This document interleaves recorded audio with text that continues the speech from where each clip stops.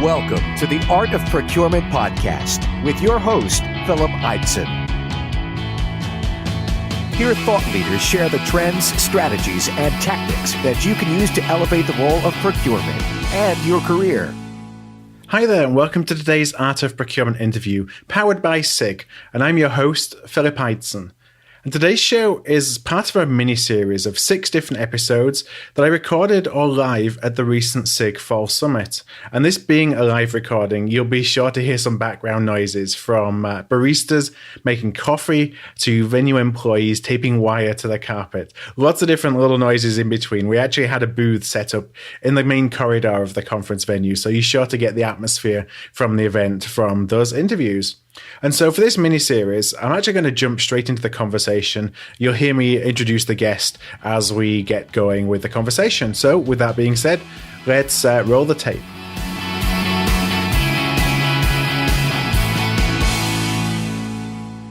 Well, hey everybody, and welcome to today's interview on the Art of Procurement. And I'm here at the SIG Fall Summit in Carlsbad in California, and I'm joined by Tim Cronin, the CPO of GuideWell. So Tim, welcome to the show. Appreciate it. Well, thanks for having me, Philip. No, I'm delighted that you were available to, we come and grab you and sit you in this booth here, and I'm delighted you were up for the conversation. Absolutely.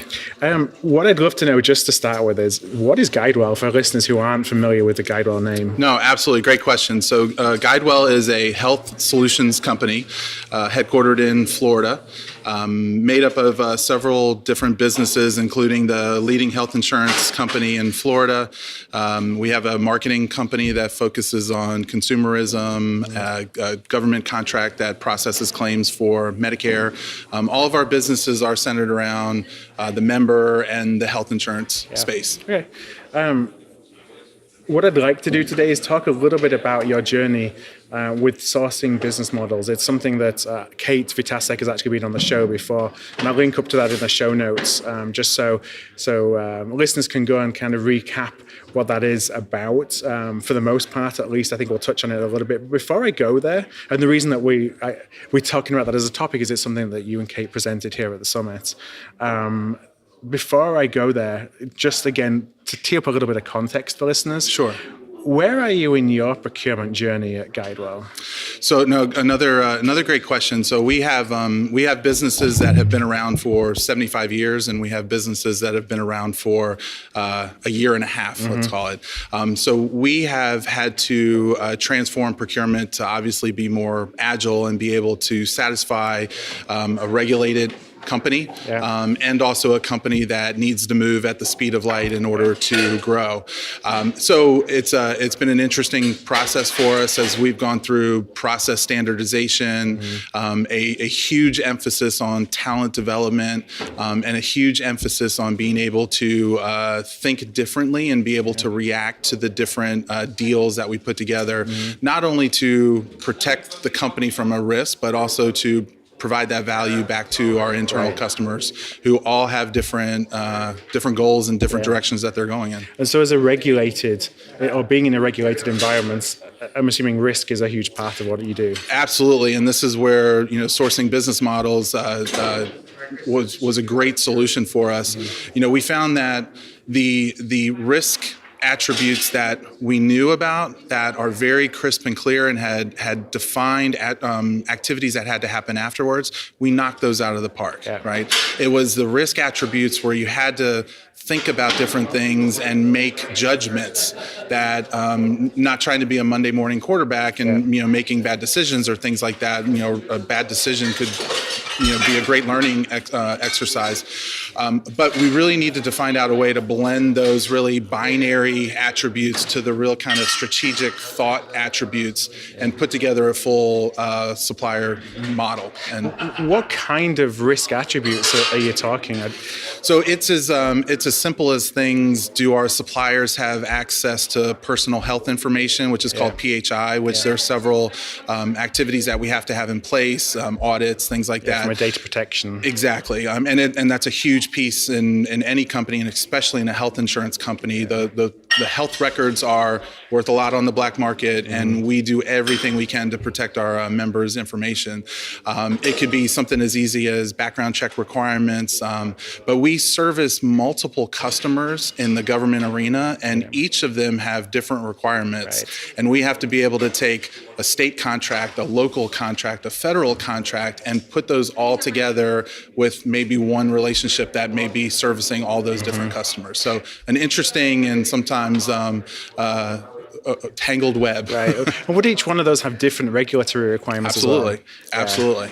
And some they care more about than others. Some have more focus. But it is our job from a procurement perspective, because we do get to see everything that goes on within the company through the third parties and the suppliers.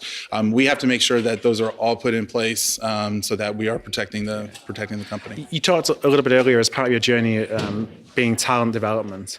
I'm wondering if you could just share maybe a couple of things or how you focused on talent, or where you even started perhaps in doing gap assessments or needs assessments, so you could actually bring in or develop the people that you had existing so they kind of fit that new model. Absolutely.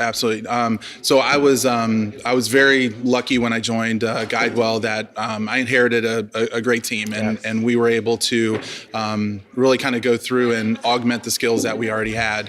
What we found is that across the spectrum that, we need people, and we have people that are good with numbers, or maybe good with words, or maybe good in the sourcing process, or good at the contracting process and all of that. But we have to look at the team and build the best team that you can with all those different parts.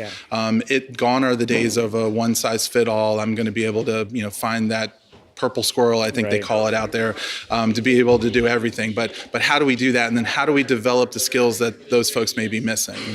One of the key things we've done, and I think a lot of companies have done, is that we're not necessarily always looking for procurement experience. We've hired people from IT, we've hired people from service organizations, we've hired people from call centers, we hire a lot of people out of the military, great leadership skills, great soft skills, and can you pick up procurement? Absolutely. But it's much easier, I think, in some cases to teach procurement than it is to build those soft skills. I'm hearing that more and more, that especially as some of those skills are changing, that we need when we think about our new value proposition. Absolutely. And quite honestly, it changes every day. One soft skill today, maybe tomorrow is a different one, because you're dealing with a different supplier, a different initiative, a different anything could be different. So you have to be more flexible. How do you sell somebody who's outside of the profession on coming to work inside of the profession, especially when, for a lot of people on the outside, we don't have the greatest of reputations? No doubt. I think one of the things that we tell everybody at the SIG conferences, and we see this within our company, there's not many functions in a company that you're able to see almost everything that goes on within that organization. But if you look at procurement, there's a supplier, there's a relationship in almost every business process, and we have access to that.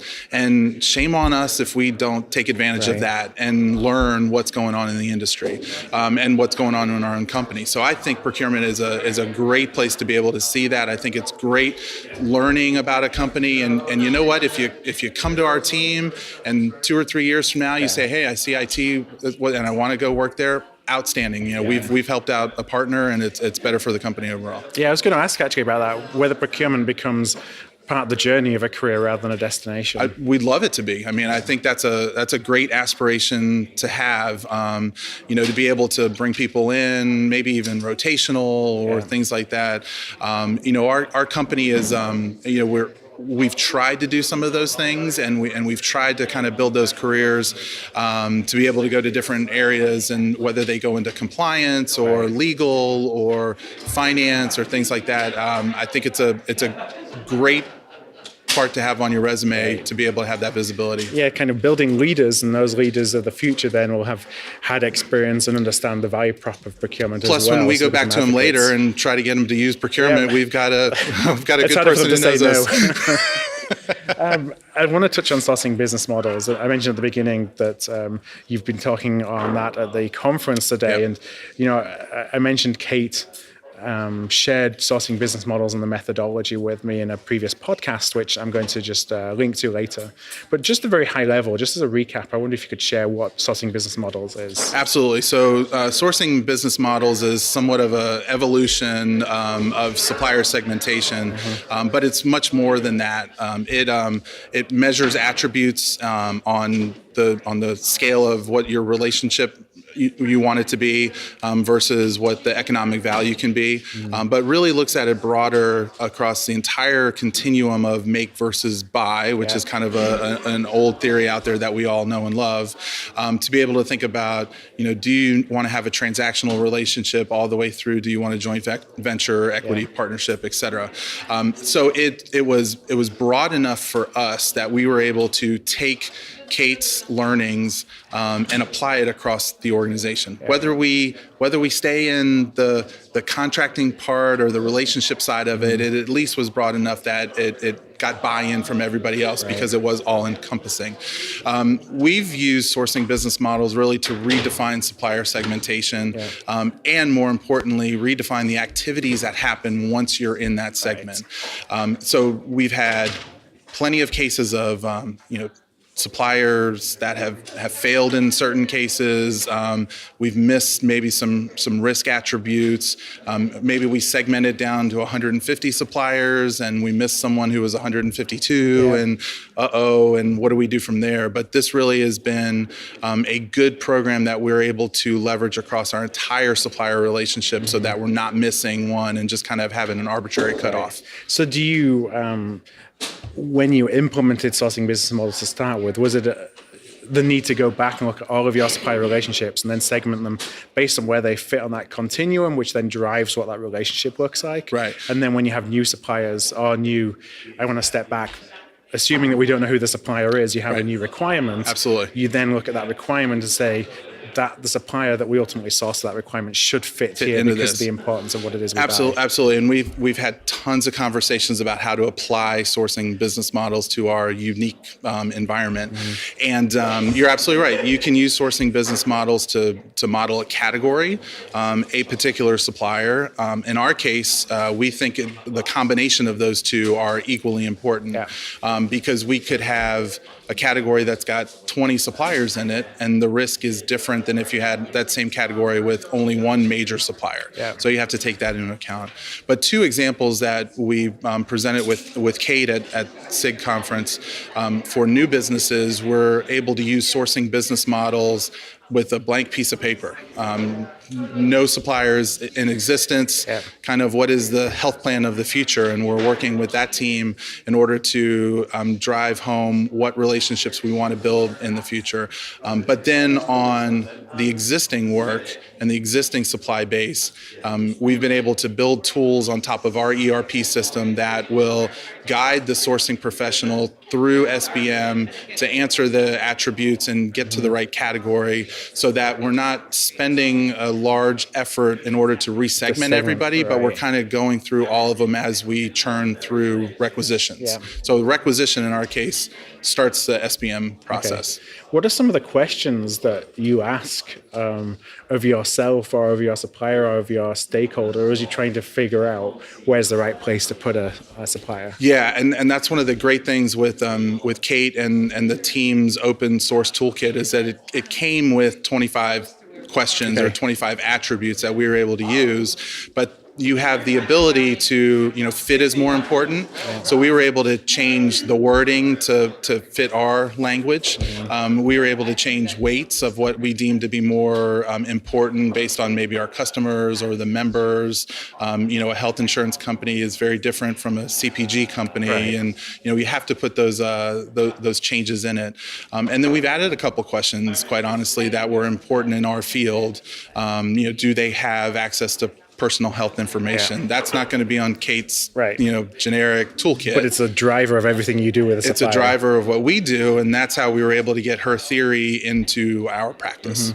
When, as you segment then, you talked about the make versus buy continuum. You go from transactional to joint venture and a few things in between.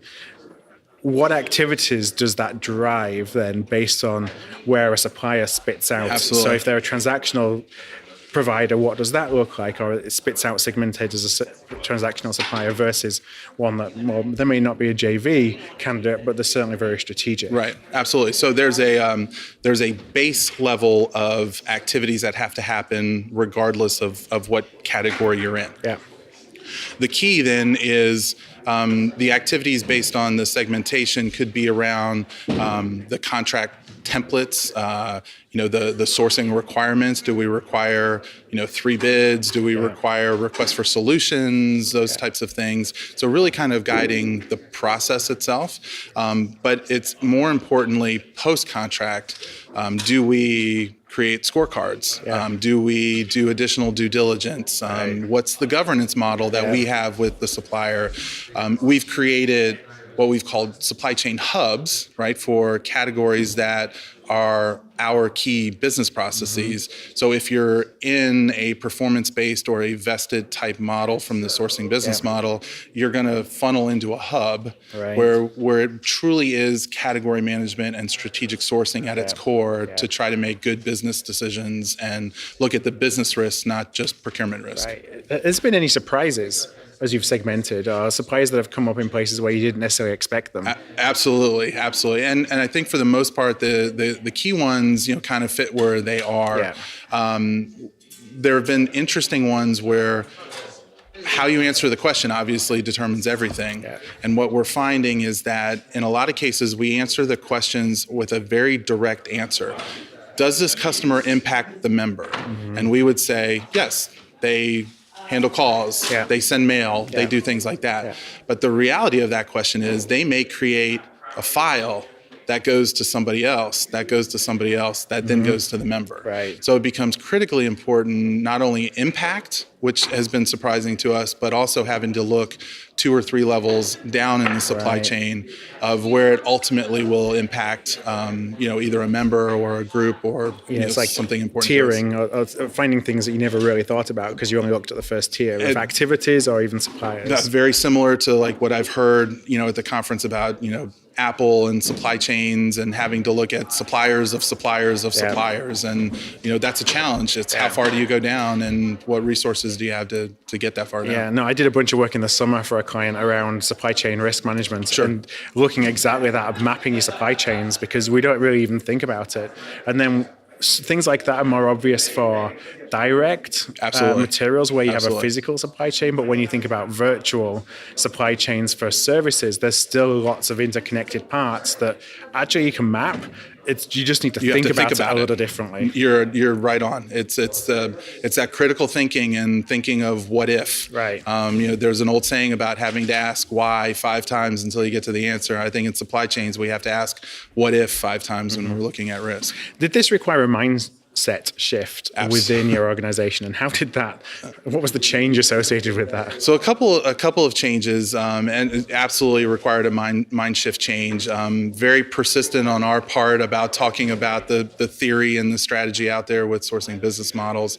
But what you find out is that, churning through suppliers, conducting RFPs, migrating away from somebody, that's an expensive process for any organization to do. And, we have to develop those longer term relationships while still meeting kind of the sourcing requirements that we put on ourselves. But you have to think about it differently. And the reality of it is I hate to say that you have to use the crisis of the day, but there are cases where either a bad relationship happened or a supplier failure was the precipice to create new things like sourcing business models. Yeah, it's funny you say that because when I think back to that supply risk management work that I did, it was exactly the same kind of. You look for when an event happens, unfortunately, all the influencing you can try and do to convince somebody why it's a good idea to think about mitigation of risk, they don't really truly fully understand until there's a fire that needs to be put out. Until you see it's tangible. And then you can use that as, while you would never wish for fires, you use those as the use case for why we need to do things differently. Absolutely. And we did that across the industry. You hear a lot of different things about data breaches and things like that. And we were very, I'm very proud of our company that we think forward, and we don't wait for something to happen like that. We're trying to be out in front to prevent something from that happening. And that's the mindset we all had. So when you think about the journey that you've been on to implement sourcing business models, what are some of the, both takeaways, but also I'd love some lessons learned. Maybe there's things that you would do differently next time. No, absolutely. So I think the first takeaway that we had, and this is where Kate was helpful to us, was that there's obviously a pride of ownership of what she has created with her team. Yeah. And the very first thing she says is that you need to change this to fit your culture, and fit is more important than function, right? So it was, it was a little bit of an interesting process to take something that's been out in the industry and has 6 or 7 books written about it and break it down and start from scratch, right? But it was a key piece because we had to make it fit, our company and our process. So the first takeaway was clearly, don't be afraid to improve on something that you've already bought into. The second takeaway is that you have to build consensus, not only with the rest of the company, but on your team, right? Yeah. Everybody on the team has to be going in the same direction in order to make a change like this work. And obviously we have to be sensitive about it. We're changing people's work processes and how they like to do work. But they have to understand why we're making those changes, and they have to understand how they're a part of it. And they really have to kind of be the change leader. It can't just be a few people pushing it down. Yeah, you have to be united as an organization. Absolutely. Everybody's got to have the oar in the water and rowing in the same direction. Yeah, I should have asked this when I was thinking about changes that you'd seen to suppliers or impact of implementing sourcing business models. It's something that came up to me. You think about the very end of that make versus buy spectrum where you have JVs, right, and you're starting to think about vested deals. Have you identified any relationships that you've actually then figured out we need to have a completely different approach to how we manage this supplier? Absolutely. And we've tried a couple of vested deals with some suppliers, and we're still in the process of getting those completed. I think the key for us so far has been, and really I would say the majority of the changes has been moving away from an approved supplier bucket to a performance-based bucket. Right. So it really is a change of what are we asking the suppliers to do for us, to get out of that transactional mode, to get into outcomes and to get into a results-driven type relationship. So a great example is if you take a call center, and we at one point we paid just like everybody else, $1 per hour. Yeah, I used to buy those myself. However many calls you take, and we've worked with a company that's been able to put close rate in as a metric and to put in quality and those types of things. So if they do well, they should be compensated for it. And if they don't, then it's built in already, and we're not fighting over penalties, and we're not fighting. So the incentive seems to be more effective if you're trying to stretch for something as opposed to getting hammered after something goes wrong. And that's been a great success for us in a lot of cases. How did the supplier react and respond when you approached them about doing a vested deal? So the very first time they said, we love the bonus idea, but the base was a little bit low, right? It's a great thing to say about this partner that we had was that once you explained it and they saw the math and they knew that we weren't out there to kind of mess up their profit and loss system, we were looking at it kind of with the end customer in mind, they got it right away. Right. The key, however, it wasn't necessarily the sales side. It's both of the enabling teams that we also have to convince. We have to convince legal, why is it the right way to write a contract like this? And both teams did it great once they understood it. We've got some great partners in legal, compliance. They understood what we were trying to do and weren't trying to cut corners, but really kind of drive good, positive results. How about in terms of your role, and the procurement role and how procurement's measured? And I didn't ask how you measured, but we all have an element of cost savings in the way that we measured.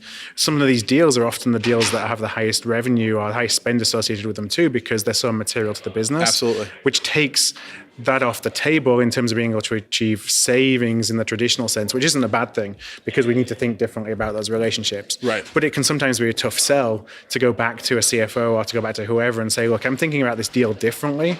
I'm not going down the line of the traditional way of procurement thinking or what we've always done and try to take 2, 3, 5% out of that deal, whatever it is, because we're thinking about it in a different way. No, and that's fair. However, in any sense, savings can be measured in a lot of different ways. So if we may be paying more out to that supplier, but that supplier is driving additional value to the business, you should be able to quantify that value. Right. And that is all a business decision. We have to stop making decisions purely from a procurement mindset. Absolutely. We have to make them from a full enterprise mindset. So maybe our unit cost goes up, but we derive 5x more value somewhere else.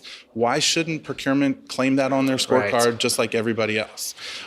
So I think that's another easy explanation when you go to your CFO and you say, it went up 5%, but you know what, we're saving 30% somewhere else. This is the additional revenue that's being generated. It's an easy conversation to have when you have the data to back you up behind it. Yeah, and something I've always said is that people within the business, ultimately you'll succeed or fail based on the advocates you have around the business and the C-level executives who have the ear of whoever it is that's making that decision. And yes, the savings number is a part of it, but it's not everything. If those are bought into the fact that you're helping them be better at what they need to be better at doing. Absolutely. It kind of makes up sometimes if you're not showing a number that's in line or that's an expectation from a CFO perspective. We are in a relationship data-driven business and procurement. We manage relationships outside the company, and almost more importantly, we manage relationships inside the company. And those are incredibly important to build those advocates. And one of the best ways to do that is with data. You can quantify risk, and you can quantify savings, and you can quantify business value, and that is part of our job is to get people to understand that. Just as we wrap up, I have a couple of questions related more to the CPO role and kind of how you're looking about the future of procurement. What are some of the things that are at the front of your mind in terms of how we can continue to evolve our value proposition, make more impact as a profession? Right. And I'll give you a little bit of a background because I'll answer that predominantly from a service-based business. And I'm sure that if you look at some of the automobile manufacturers or the direct versus indirect, they're doing this already, but in the services, we're not. We've obviously focused procurement around services procurement, and that's the nature of what we buy. But we're also starting to bring in supply chain methodology for things that can be managed like a supply chain. An easy example is the print stream that goes out from a health insurance company. I'm sure you open up your mailbox and you get plenty of love from all the different health insurance companies every day. Well, that is a supply chain in the most classic sense, and that's not a stretch to say it's a supply chain. Well, we've got a lot of talented people with procurement backgrounds, with supply chain backgrounds, and how do we evolve, our team and our grouping to start to manage that for some of the business? So we're looking at really interesting, organizational changes in order to evolve the team. A, to build a career path for our associates, but B, to bring that science into a service-oriented company. What do you look for, when you're looking across the, all the procurement professionals that you've worked with before? What are those that stand out from the crowd? What is it that they do differently, perhaps, than the general population? Yeah, I think there's a couple of things. One is, like I just mentioned, we're in a relationship business. So there are people that I've called on as mentors that have been great relationship builders, and you can see that both with the people that are on their teams, which I've been a part of, to how do they deal with other executives, how do they deal with other people in their companies and outside the industry. We're also a very small industry when you look at procurement. So to be able to be open and share best practices across, I leave a SIG Summit and I go back and we have an issue and there's a number of people I call, all the time. Hey, we're dealing with this. Or are you dealing with that? So to be able to share that and be open with it, and that's another great thing. I think the other thing which is kind of key is that we are leaders, but we need to, and the really good ones are they're servant leaders in a way, right? They serve the people on their team and they serve their customers, and leadership comes from that. Yeah. So it's not a question of leaving dead bodies behind you when you're trying to get something done. Yeah. It's doing it in the right way. We negotiate for a living, and yet we slam things in our own organizations, right? It's a world of negotiations, a world of change management. The people who do that really well are the people who, I admire and have done great things for our profession.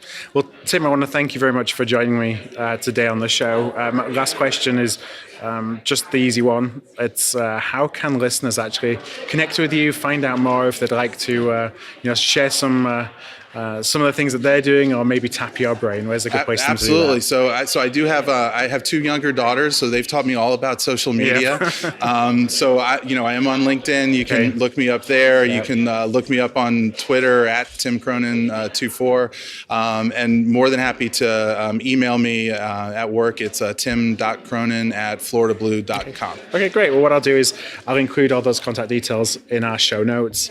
Those are going to be at artofprocurement.com/guidewell. That's artofprocurement.com/guidewell. So, Tim, thank you very much for joining me. Appreciate it, Philip. Thank you very much. Thank you. Thank you for listening to another episode of The Art of Procurement. To find an archive of all past episodes, you can go to artofprocurement.com/episodes. And to ensure you never miss another show, go to artofprocurement.com/subscribe.